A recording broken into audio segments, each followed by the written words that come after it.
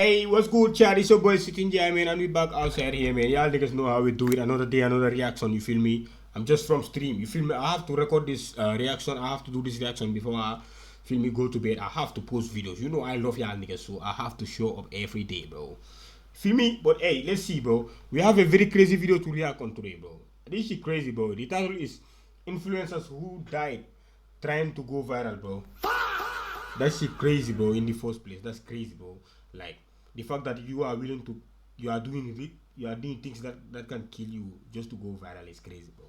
I don't think like, nah, that's not me, bro. What? On the 8th of November 2017, Chinese daredevil Wu Yangning climbed the 62-story Huayuanhua Center building in Changsha, China to record another one of his roof-topping challenge videos, not knowing that this one was going to be his last. Wu started his career working as a film extra and stuntman for low-budget productions, trying to break into the entertainment industry. Unfortunately, while he was good at his job, he struggled to earn a living from these jobs, forcing him to look elsewhere. Bro. Like, I don't think I can ever be nigga, I'm scared of heights in the first place. I'm scared of heights, bro. Like, I'm telling you, bro. You can call me pose the P word or anything, bro. Like, what?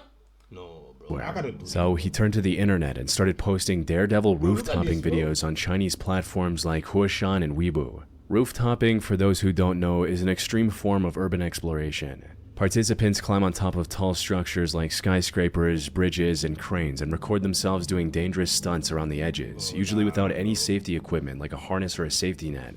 The draw of these videos lies in the constant, ever-present risk that a single slip or misstep could be fatal. But Wu needed to stand out if he wanted to make a career out of it. So he took things a step further. Instead of just posting videos about sitting or standing close to the edges, Wu posted stunts like riding a Segway right up to the edge, hanging from the ledges, and doing pull-ups until he was close to muscle failure. This allowed him to gain an audience from the get-go, giving him the confidence to continue down this path. Over the years, he posted more than 500 videos and live streams to various platforms and managed to... The fact that God give you a chance like 500 times, bro, and you still put it, bro. Nah, earn over 1 million followers on Weibo alone. These videos also earned him close to $83,000, making this his full-time career. Doing these crazy stunts allowed him to earn a better life in dollars, making this on Weibo alone. These videos also earned him close to $83,000, making this his full-time career. Doing these crazy stunts allowed him to earn a better life for himself and his loved ones. There was just one massive problem. Creating viral stunts for an online audience means the creator can never slow down. Each video has to be crazier than the last one or the audience becomes bored and moves on, leaving them without an income. However, the crazier the stunt is, the more likely it is to turn lethal. Sadly, that's exactly what happened with Wu in November 2017. Bro, do you guys understand like how high this guy is? Like this nigga, do you guys understand how high this nigga is, gang? Nigga, if I'm in like just a two-story building, nigga, I'm already like panicking, bro. Douglas of like, bro, nah, this guy, bro, is different. 17. He came across a competition promising $15,000 to the video that went the most viral. Wu needed this money to pay for his mother's medical expenses and wanted to save the rest for his wedding. So on the morning of November 8th, he climbed to the roof of the Huayuanhua Center building to film the most jaw-dropping stunt yet. Most people aren't allowed to climb to the very top of these buildings, so Wu likely had to free climb his way from the outside as well, adding life-threatening risk to this challenge before the camera even began rolling. After reaching the roof, he set up his tripod and began recording, and started lowering himself over the edge. First the right leg, and a few seconds later, the left. However, instantly something was not right. Okay, nigga. I don't understand how you can be this delusional over views and money, gang. I gotta be this, bro.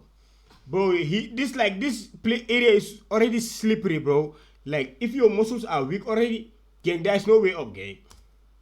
He looked like he was struggling to hang on and had to readjust his grip multiple times. He was potentially already exhausted from the free climb to the top, but he didn't really have the time to rest before someone from the building management might notice him and escort him back down.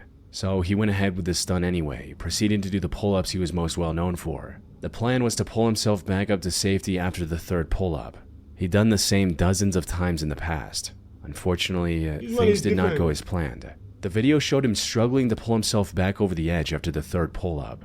He tried to use his feet, see but what the I'm side saying, of the Chad? building was too slippery to generate This any is too slippery, traction. Chad. This is what I'm saying. This building is too slippery, bro. Like, there's nothing that is going to hold you, like, bro. Wu kept trying until his grip failed, sending him plunging 45 feet onto a lower terrace below. 45 feet, bro. Damn. He did not survive this fall, and since Bro, he was completely going to alone when survive trying it. to record this video, no one knew what happened to him right away. His girlfriend filed a missing person report when he didn't return home, but it wasn't until the next day that a window cleaner discovered his remains. Wu wanted a better life for himself and his loved ones. Sadly, the risk he took for this viral stunt cost him everything. Nah, gang. What? On the night of February 5th, 2021, the Urban Air Trampoline Park in Hermitage, Tennessee was filled to the brim with families and friend groups looking to enjoy the weekend night. However, on this night specifically, this would not last long. As one of the friend groups at the park was walking out into the parking lot, they saw a man running at them with a massive butcher knife in his hand. This was 20-year-old Timothy Wilkes, an upstanding and hardworking person who was just a month away from graduating as an HVAC technician. His future looked bright. However, Timothy's primary interest was in something else. He watched a lot of prank channels on YouTube and wanted to go viral with a prank of his own. More specifically, he wanted to film a fake robbery prank where he records himself pretending to rob someone and then uploading their reaction to the internet. Okay, niggas be telling me like do this type of prank. They be telling me different type of pranks. You know why I don't like pranks, gang? Cause you never know like what somebody is having and what they are willing to do. Cause just last time I was shooting a prank video for one of my homeboys, and the other guy doesn't understand that she was a prank. Even they told him that nigga was picking stones like big. I'm talking about like big stones, bro. He's throwing big stones at this guy, but I'm like, bro, like what? Bro, like. But an important thing about almost all of these prank videos that he was watching on YouTube is that they were staged. 9 times out of 10, the person being pranked already knows about the whole thing and is only acting terrified for the camera. Timothy either didn't know this crucial detail or he knew but wanted to make his prank more authentic.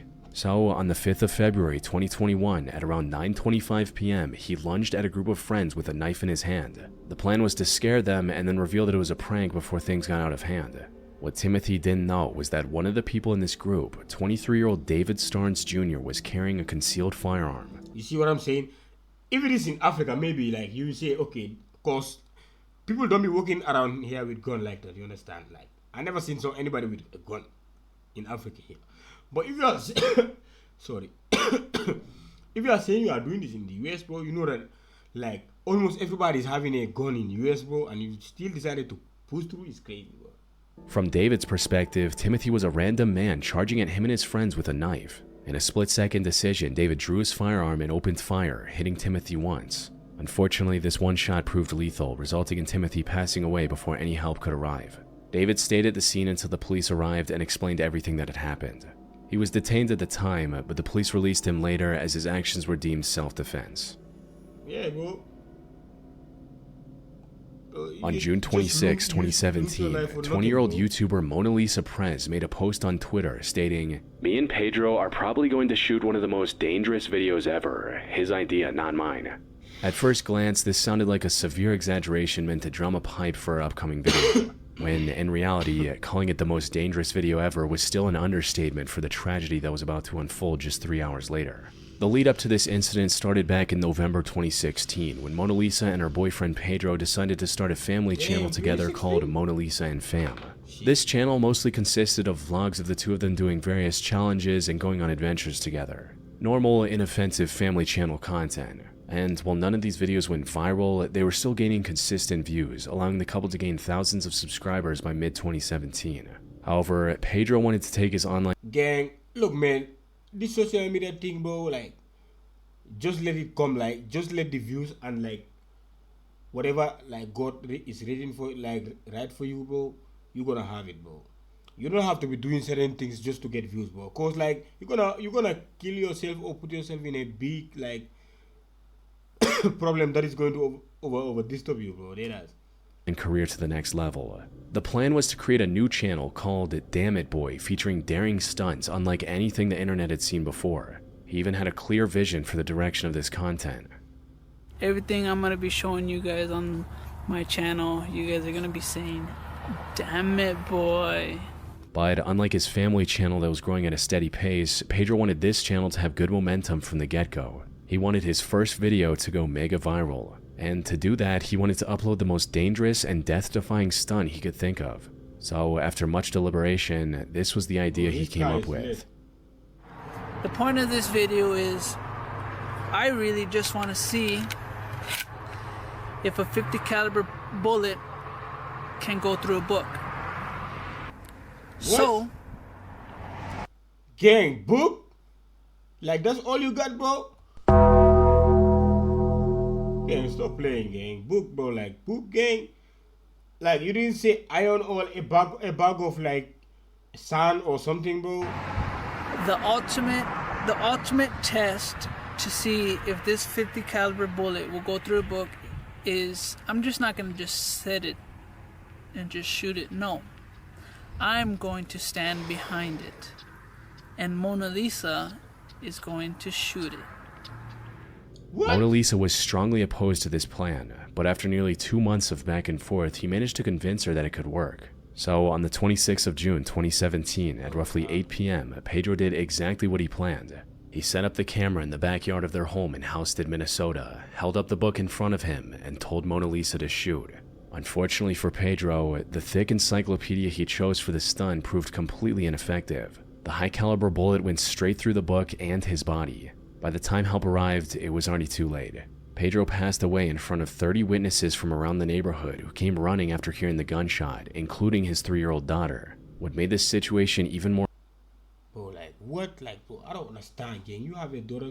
Now look, she's gonna be a single mom. She's always gonna like think of like what happened, you understand?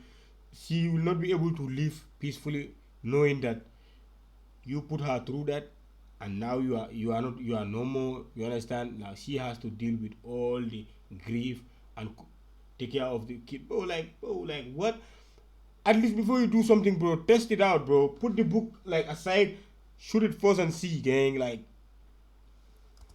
more heartbreaking was the fact that Mona Lisa was also pregnant with their second child. She was taken into custody and later pleaded guilty to second-degree manslaughter. However, the court understood her tragic situation and sentenced her to only 6 months in prison rather than the up to 15-year sentence that second-degree manslaughter usually carries. Dmitry Nuyantin spent a decade building his reputation as a personal trainer and fitness coach in Russia. Over the years, he trained many elite athletes in person while also posting online guides and tips under the name Dmitry Fit for his more than 40,000 followers. The most notable aspect of Dmitry's content, however, was his dedication to authenticity. He followed the same program he taught to demonstrate firsthand its effectiveness. What he never anticipated was that his readiness to put himself on the line would ultimately cost him everything. It began in September 2025 when Dmitry announced a challenge to deliberately gain at least 55 pounds or 25 kilograms and then lose it all using his own training and dietary regimen. He also put a roughly $100 reward for any viewer who could lose 10% of their body weight by the end of 2025. In a post promoting this challenge, Dmitry wrote, "Friends, my weight loss course is starting soon where you can win cool prizes and most importantly build a beautiful body, learn how to eat, and have fun." Things were progressing smoothly. However, there was just one major hurdle standing in his way. Gaining over 50 pounds in such a short time wasn't going to be easy. So, to stay competitive in his own challenge, Dmitry put himself on a crash diet of over 10,000 calories a day. For some context, most adult men with his build need somewhere between 2,500 and 3,000 calories to maintain their weight. He would post videos eating mountains of calorie-dense foods with lots of sugars and fat, and this worked just as expected. By November 18th, he weighed 230 pounds or 105 kilos and was rapidly approaching his goal. Unfortunately, the challenge came to an abrupt stop just a few days after he posted this video. Friends reported Dmitry missing training sessions, claiming that he wasn't feeling well and that he needed to see a doctor. But before he could make an appointment, Dmitry passed away from cardiac arrest in his sleep at just 30 years old. The 10,000 calorie diet overtaxed his body, eventually leading to a sudden, catastrophic collapse. you see what I'm saying, chat? Like, I know, like, okay, his own is maybe it's reasonable. Like, I think his own is better, at least, bro, because when somebody is doing this, you will not be able to think, you will not be thinking like, okay, something might happen to him. You understand? We know that junk food and all this food is no good, but like in the long run, you understand, bro? Like I don't understand, gang. We need to just live like normally, bro. Like On all this July other stuff. 15, 2024, Indian travel influencer Anvi Kandar, known online as the Global Journal, posted a list of her top places to visit in the country, not knowing that this would become the last time her nearly 300,000 fans would see her alive. She had been posting content on the internet since 2016 and had become a very trusted travel vlogger. Anvi visited nearly every corner of her country, highlighted underrated destination spots, and made it a point to spread positivity through her content. However, this effort was cut short just a day after she posted this video. She was visiting the Kumbi waterfall on July 16th, located around 80 miles from Mumbai. The ground surrounding the 178-foot waterfall was wet and slippery. Anvi was being very cautious, as this wasn't her first time visiting such a place. But while trying to line up a better shot of the waterfall for her content, she accidentally took one wrong step, resulting in her losing her balance and falling down a 350-foot deep ravine. The sheer depth, combined with the dense foliage, made it impossible to even see her from the top. The rocky, slippery terrain also prevented anyone from rushing to her rescue. When rescuers arrived, 6 of them rappelled down using ropes, while 50 others assisted them from the top. Despite the massive operation, it still took 6 hours to rescue Anvi from this ravine. However, hours? they would get some good news. She was severely injured, but was still breathing. Rescuers rushed her to the nearest hospital. Unfortunately, Anvi had almost no strength left in her body and sadly passed away shortly after arriving at the hospital, leaving her once active Instagram account completely abandoned. 6 hours, bro. Castilla-La Mancha is the tallest bridge in all of Spain, making it a somewhat popular destination for thrill seekers. Many daredevils have climbed to its top in the past, and 24-year-old British influencer Lewis Stevenson was attempting to do the same. Lewis was a rooftopper that made a name for himself posting breathtaking pictures of his many different climbs to his Instagram account. He arrived at the bridge on the morning of October 13, 2024 with one of his friends and began climbing. His friend went ahead and Lewis followed. It was a brutal, monotonous climb. Thankfully, things started off as expected, with the I don't two know what steadily people making their see way up about the service climbing, though. ladder and nearly reaching the top. But before they could reach the safe platform up top, tragedy struck. It's unclear what exactly happened. The damp weather may have made a step dangerously slippery, or Lewis might have simply missed a step and stumbled. In either case, the outcome was the same. Lewis lost his grip and plummeted over 630 feet back to the base of the climb. His friends called the authorities immediately. Unfortunately, by the time they reached Lewis, he'd already passed away from the impact. The climb, which was meant to be a crowning achievement, instead became his final act.